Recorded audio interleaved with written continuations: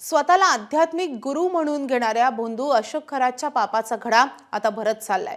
त्याच्या विरोधात नाशिकच्या सरकारवाडा पोलीस ठाण्यात फसवणुकीचा आणखी एक गुन्हा दाखल झालाय।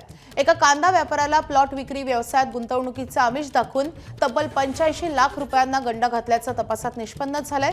संबंधित कांदा व्यापाऱ्याची 60 लाख रुपये किमतीची जागा वृद्धाश्रमाच्या नावे केवळ 22,25,000 रुपयांना अल्प दरात खरेदी करून खरातनं व्यापाऱ्याचा विश्वास संपादन केला।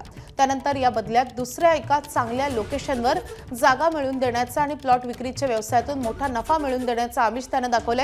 या आमिषाला बळी पडून संबंधित व्यापाऱ्यानं खरातला वेळोवेळी एकूण 85 लाख रुपये दिलेत।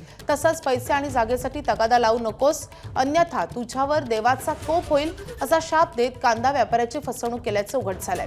भोंदू खरात विरोधात आतापर्यंत 12 गुन्हे दाखल झालेत। 12 पैकी 8 लैंगिक शोषणाचे तर 4 गुन्हे आर्थिक फसवणुकीचे आहेत।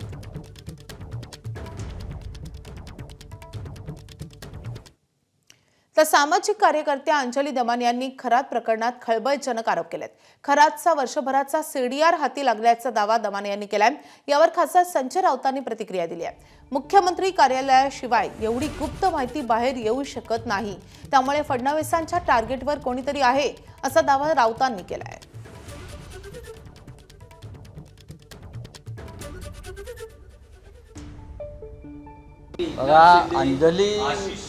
अंजली दमानिया या एक सामाजिक कार्यकर्ता आहेत, पण त्या रॉच्या प्रमुख नाही। आता त्यांचे आणि मुख्यमंत्र्यांचे किंवा भाजपचे संबंध आहेतच ना, हे काय तुम्ही अमान्य करू शकत नाही।